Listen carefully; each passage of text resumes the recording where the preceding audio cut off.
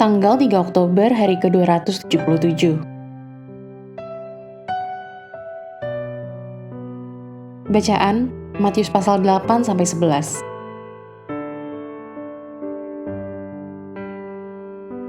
Kuasa Sang Raja.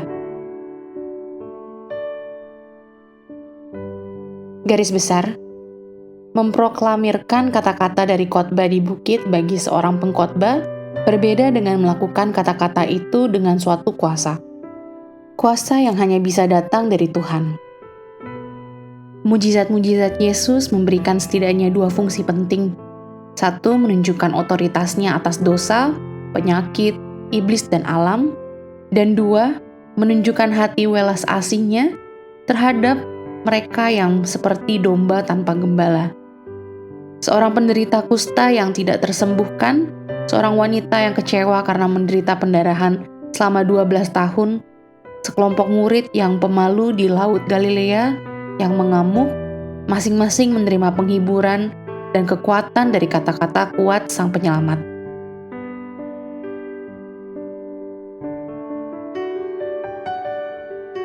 Renungan harian. Pernyataan Yesus dalam Matius pasal 11 ayat 27, "Semua telah diserahkan kepadaku oleh Bapa-Ku," mirip dengan salah satu hal terakhir yang Yesus katakan kepada murid-muridnya ketika dia masih di bumi. "Kepadaku telah diberikan segala kuasa di surga dan di bumi." Pasal 28 ayat 18. Dalam keadaan terisolasi, salah satu dari pernyataan-pernyataan ini mungkin tampak seperti kebanggaan dari seorang egois. Tetapi dalam kasus ini, pernyataan pertama saja telah didahului oleh tidak kurang dari 9 mujizat. Anda telah menyaksikan kasus-kasus medis yang tanpa harapan disembuhkan, badai dahsyat dibungkam, bahkan orang yang mati dibangkitkan untuk hidup. Sekarang bagaimana Anda bereaksi terhadap perkataan Kristus?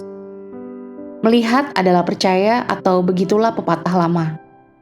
Salah satu dorongan kuat untuk mempercayai Tuhan saat ini adalah melihat kuasa Tuhan di masa lalu.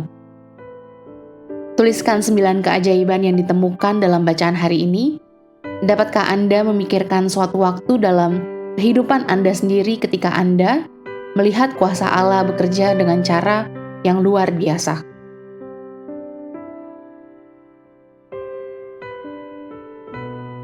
Apakah iman Anda hilang keajaibannya? Apakah Anda mengalihkan mata Anda dari Dia yang benar-benar ajaib?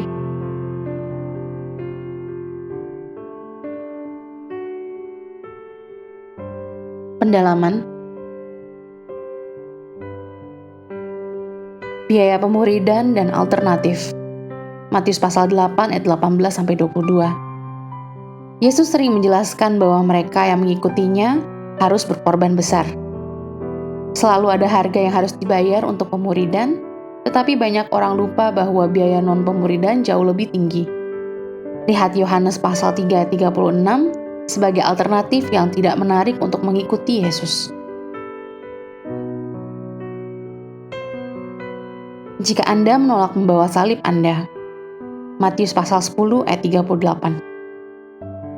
Salib menorehkan bayangannya yang mengerikan di keempat Injil, pasal 10 ayat 38. Dalam kitab Matius, salib ini disebutkan berkali-kali. Yesus tahu bahwa dia akan mati melalui penyaliban saat dia mengucapkan kata-kata ini. Tetapi Yesus menunjuk pada realitas yang lebih dalam bagi para pengikutnya. Mengikuti Yesus berarti mati bagi diri sendiri setiap harinya.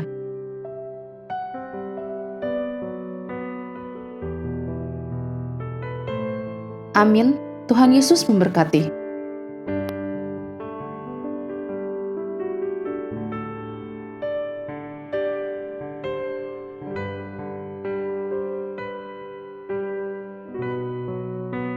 Matius pasal 8. Yesus menyembuhkan seorang yang sakit kusta. Setelah Yesus turun dari bukit, orang banyak berbondong-bondong mengikuti dia. Maka datanglah seorang yang sakit kusta kepadanya, lalu sujud menyembah dia dan berkata, "Tuan, jika Tuan mau, Tuan dapat mentahirkan aku." Lalu Yesus mengulurkan tangannya, menjamah orang itu dan berkata, "Aku mau, jadilah engkau tahir." Seketika itu juga, tahirlah orang itu daripada kustanya. Lalu Yesus berkata kepadanya, "Ingatlah, jangan engkau memberitahukan hal ini kepada siapapun. Tetapi pergilah, perlihatkanlah dirimu kepada imam, dan persembahkanlah persembahan yang diperintahkan Musa sebagai bukti bagi mereka." Yesus menyembuhkan hamba seorang perwira di Kapernaum.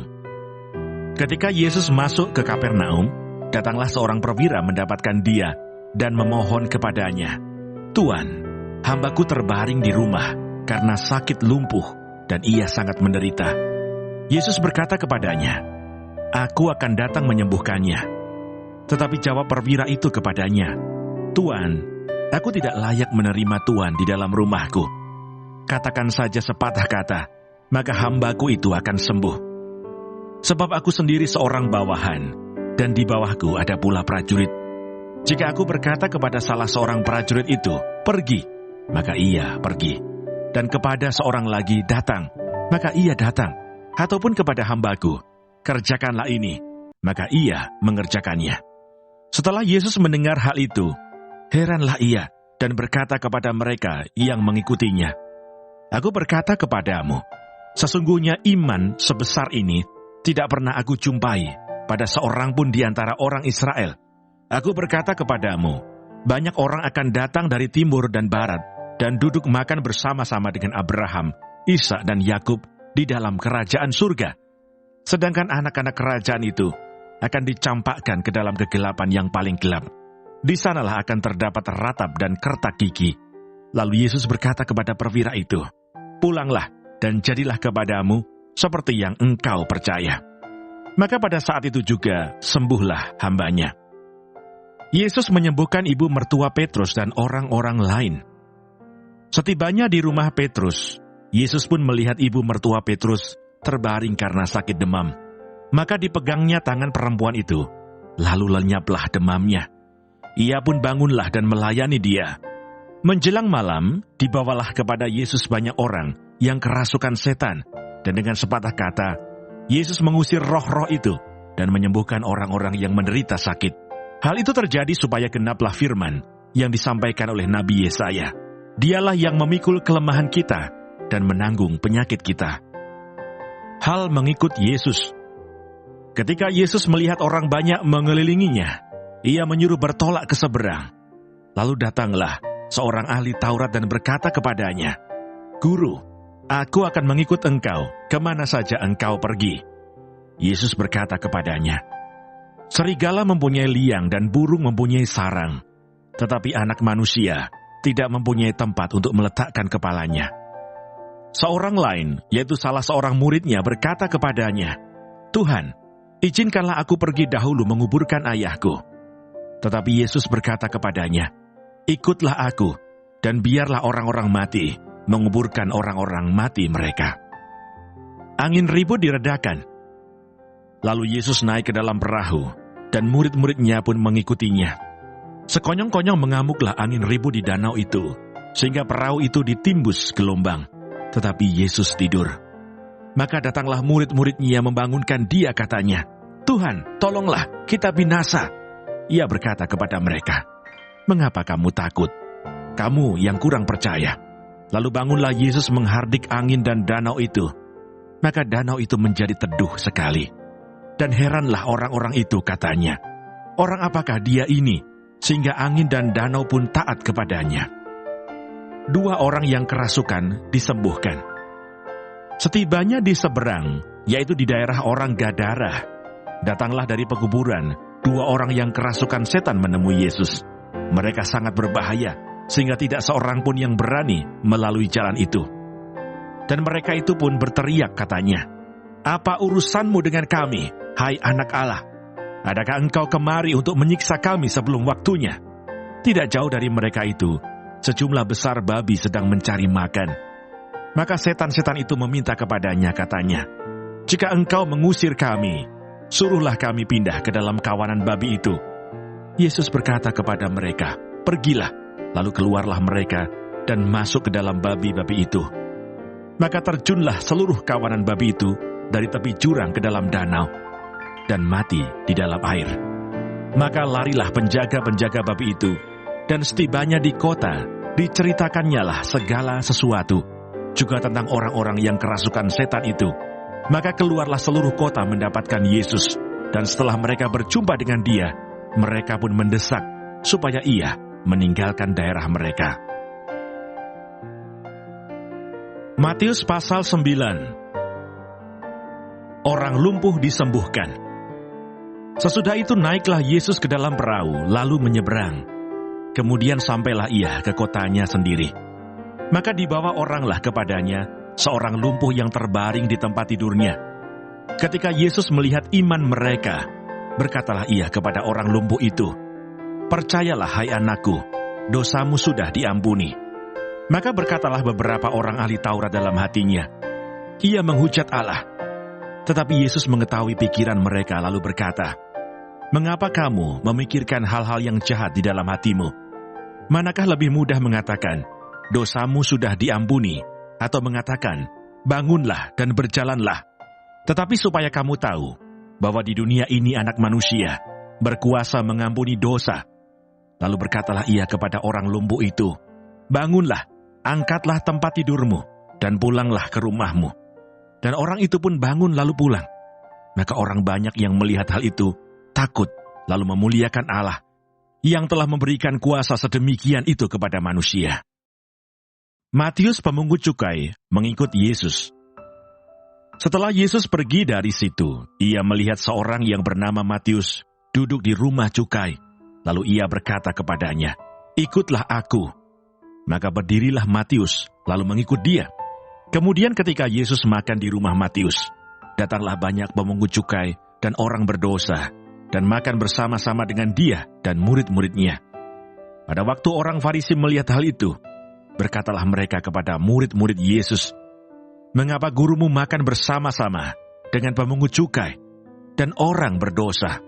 Yesus mendengarnya dan berkata, "Bukan orang sehat yang memerlukan tabib, tetapi orang sakit. Jadi pergilah dan pelajarilah arti firman ini. Yang ku kehendaki ialah belas kasihan, dan bukan persembahan. Karena aku datang bukan untuk memanggil orang benar, melainkan orang berdosa." Hal berpuasa.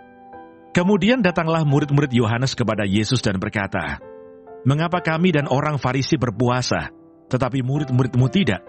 Jawab Yesus kepada mereka, "Dapatkah sahabat-sahabat mempelai laki-laki berduka cita selama mempelai itu bersama mereka? Tetapi waktunya akan datang, mempelai itu diambil dari mereka, dan pada waktu itulah mereka akan berpuasa.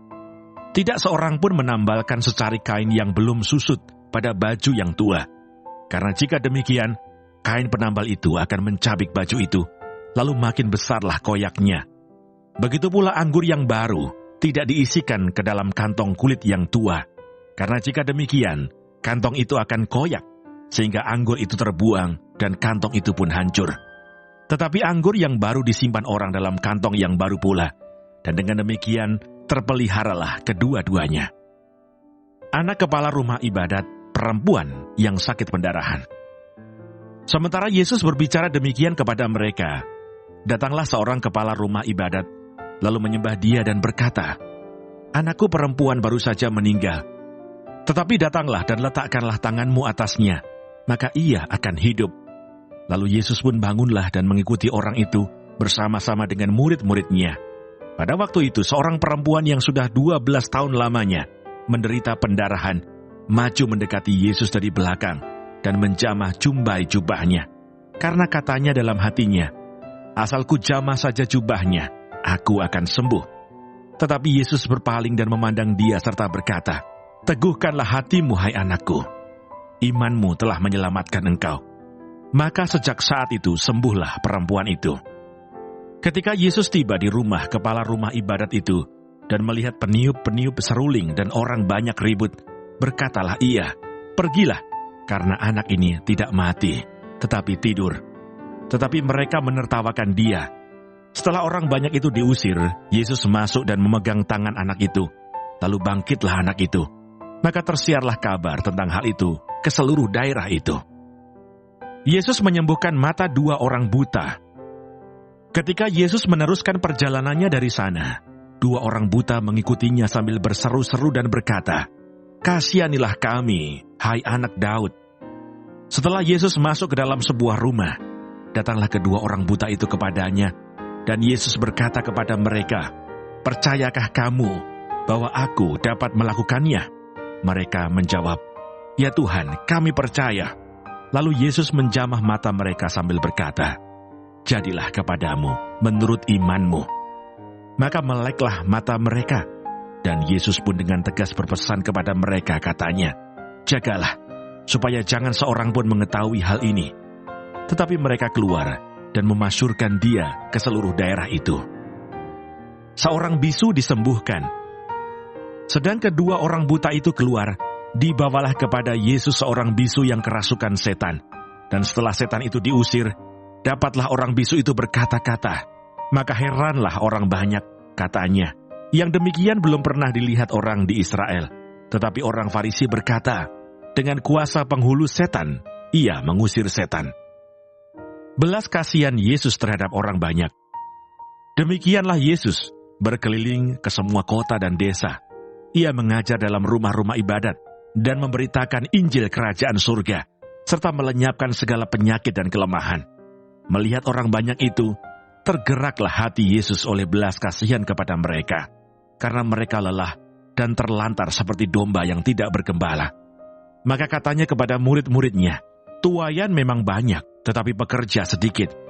Karena itu mintalah kepada Tuhan yang empunya tuaian, supaya ia mengirimkan pekerja-pekerja untuk tuaian itu." Matius pasal 10. Yesus memanggil ke-12 rasul.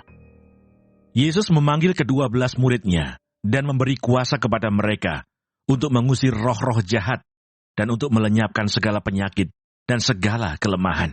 Inilah nama ke-12 rasul itu. Pertama Simon yang disebut Petrus, dan Andreas saudaranya, dan Yakobus anak Zebedeus, dan Yohanes saudaranya, Filipus dan Bartolomeus, Thomas dan Matius pemungut cukai, Yakobus anak Alfeus dan Tadeus, Simon orang Selot, dan Yudas Iskariot yang mengkhianati dia. Yesus mengutus ke-12 rasul. Ke-12 murid itu diutus oleh Yesus dan ia berpesan kepada mereka, "Janganlah kamu menyimpang ke jalan bangsa lain, atau masuk ke dalam kota orang Samaria, melainkan pergilah kepada domba-domba yang hilang dari umat Israel. Pergilah dan beritakanlah, kerajaan surga sudah dekat. Sembuhkanlah orang sakit, bangkitkanlah orang mati, tahirkanlah orang kusta, usirlah setan-setan. Kamu telah memperolehnya dengan cuma-cuma, karena itu berikanlah pula dengan cuma-cuma. Janganlah kamu membawa emas atau perak atau tembaga dalam ikat pinggangmu. Janganlah kamu membawa bekal dalam perjalanan. Janganlah kamu membawa baju 2 helai, kasut atau tongkat, sebab seorang pekerja patut mendapat upahnya. Apabila kamu masuk kota atau desa, carilah di situ seorang yang layak, dan tinggallah padanya sampai kamu berangkat. Apabila kamu masuk rumah orang, berilah salam kepada mereka.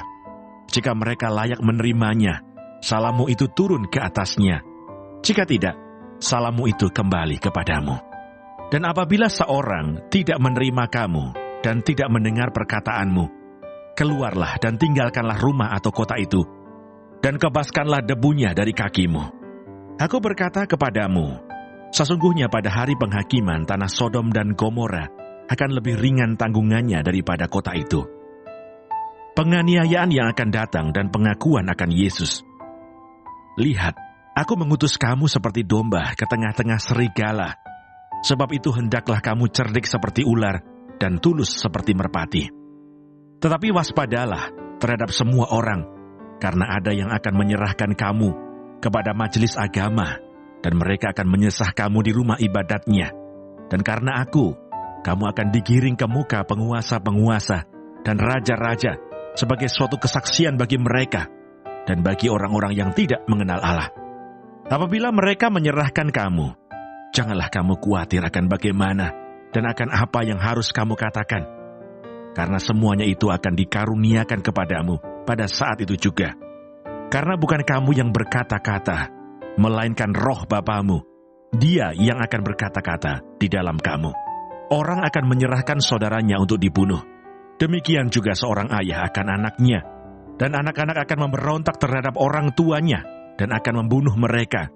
Dan kamu akan dibenci semua orang oleh karena nama-Ku. Tetapi orang yang bertahan sampai pada kesudahannya akan selamat. Apabila mereka menganiaya kamu dalam kota yang satu, larilah ke kota yang lain. Karena Aku berkata kepadamu, sesungguhnya sebelum kamu selesai mengunjungi kota-kota Israel, Anak Manusia sudah datang. Seorang murid tidak lebih daripada gurunya, atau seorang hamba daripada tuannya. Cukuplah bagi seorang murid jika ia menjadi sama seperti gurunya, dan bagi seorang hamba jika ia menjadi sama seperti tuannya. Jika tuan rumah disebut Beelzebul, apalagi seisi rumahnya. Jadi janganlah kamu takut terhadap mereka, karena tidak ada sesuatu pun yang tertutup, yang tidak akan dibuka, dan tidak ada sesuatu pun yang tersembunyi, yang tidak akan diketahui. Apa yang kukatakan kepadamu dalam gelap, katakanlah itu dalam terang. Dan apa yang dibisikkan ke telingamu, beritakanlah itu dari atas atap rumah. Dan janganlah kamu takut kepada mereka yang dapat membunuh tubuh, tetapi yang tidak berkuasa membunuh jiwa. Takutlah terutama kepada Dia yang berkuasa membinasakan, baik jiwa maupun tubuh di dalam neraka. Bukankah burung pipit dijual 2 ekor seduit? Namun seekor pun daripadanya tidak akan jatuh ke bumi di luar kehendak Bapamu. Dan kamu, rambut kepalamu pun terhitung semuanya. Sebab itu janganlah kamu takut, karena kamu lebih berharga daripada banyak burung pipit. Setiap orang yang mengakui Aku di depan manusia, Aku juga akan mengakuinya di depan Bapa-Ku yang di surga. Tetapi barang siapa menyangkal Aku di depan manusia, Aku juga akan menyangkalnya di depan Bapa-Ku yang di surga. Yesus membawa pemisahan bagaimana mengikut Yesus. Jangan kamu menyangka bahwa Aku datang untuk membawa damai di atas bumi. Aku datang bukan untuk membawa damai, melainkan pedang. Sebab Aku datang untuk memisahkan orang dari ayahnya, anak perempuan dari ibunya, menantu perempuan dari ibu mertuanya, dan musuh orang ialah orang-orang seisi rumahnya. Barang siapa mengasihi bapa atau ibunya lebih daripada-Ku, ia tidak layak bagiku. Dan barang siapa mengasihi anaknya laki-laki atau perempuan lebih daripada-Ku, ia tidak layak bagiku. Barang siapa tidak memikul salibnya dan mengikut Aku, ia tidak layak bagiku. Barang siapa mempertahankan nyawanya, ia akan kehilangan nyawanya. Dan barang siapa kehilangan nyawanya karena Aku, ia akan memperolehnya. Barang siapa menyambut kamu, ia menyambut Aku. Dan barang siapa menyambut Aku, ia menyambut Dia yang mengutus Aku. Barang siapa menyambut seorang nabi sebagai nabi, ia akan menerima upah nabi. Dan barang siapa menyambut seorang benar sebagai orang benar, ia akan menerima upah orang benar. Dan barang siapa memberi air sejuk secangkir saja pun kepada salah seorang yang kecil ini, karena ia murid-Ku, Aku berkata kepadamu, sesungguhnya ia tidak akan kehilangan upahnya daripadanya. Matius pasal 11. Yesus membawa pemisahan bagaimana mengikut Yesus.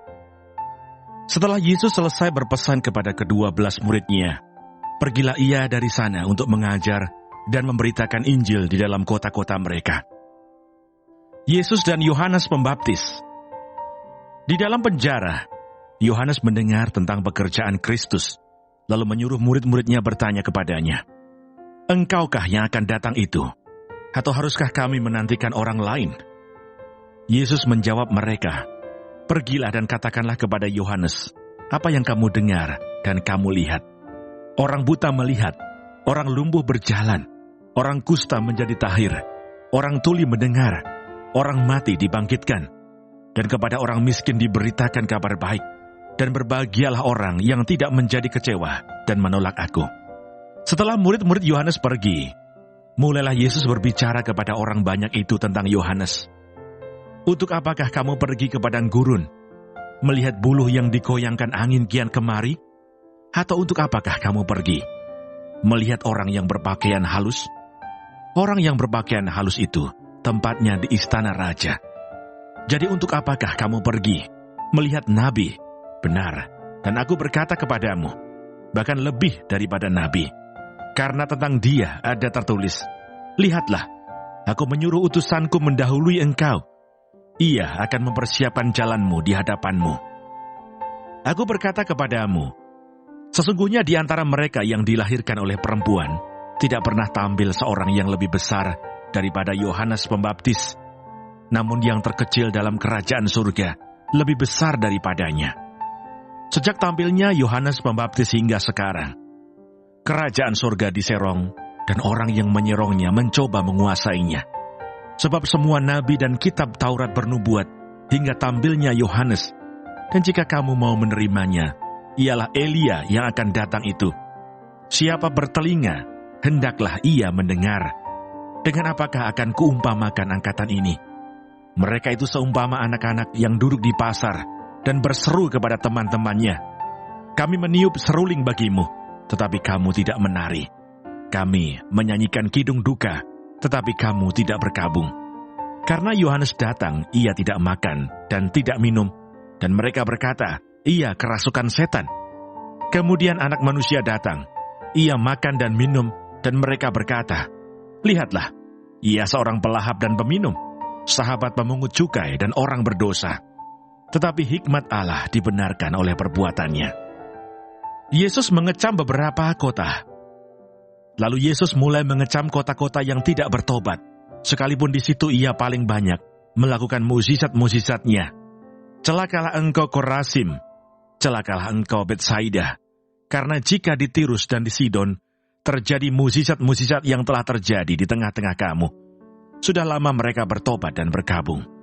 Tetapi aku berkata kepadamu, pada hari penghakiman, tanggungan Tirus dan Sidon akan lebih ringan daripada tanggunganmu. Dan engkau Kapernaum, apakah engkau akan dinaikkan sampai ke langit?